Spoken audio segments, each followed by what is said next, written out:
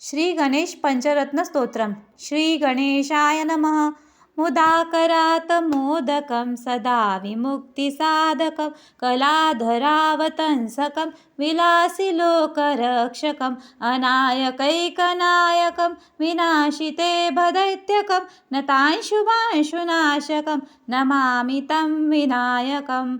न तेतरातिभीकरं नवोदितार्कभस्वरं नमस्सुरारिनिर्जरं नताधिकापदुद्धरं सुरेश्वरं निधीश्वरं गजेश्वरं गणेश्वरं महेश्वरं तमाश्रये परात्परं निरन्तरं समस्तलोकशङ्करं निरस्तदैत्यकुञ्जरं दरेतरोदरं वरं वरे भवत्रमक्षरं कृपाकरं क्षमाकरं मुदाकरं यशस्करं मणस्करं नमस्कृता नमस्करोमि भास्वरम् अकिञ्चनातिमार्जनं चिरन्तनुक्तिभाजनं पुरारिपूर्वनन्दनं सुरारिगर्वचर्वनं प्रपञ्चनाशभीषणं धनञ्जयादिभूषणं कपोलदानवारणं भजे पुराणवारणं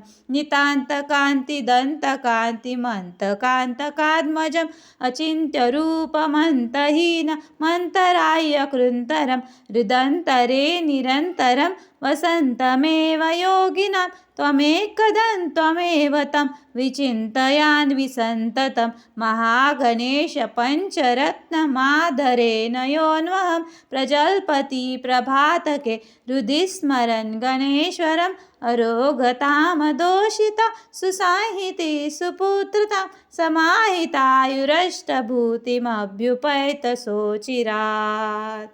गणेश पंचरत्नम संपूर्णम.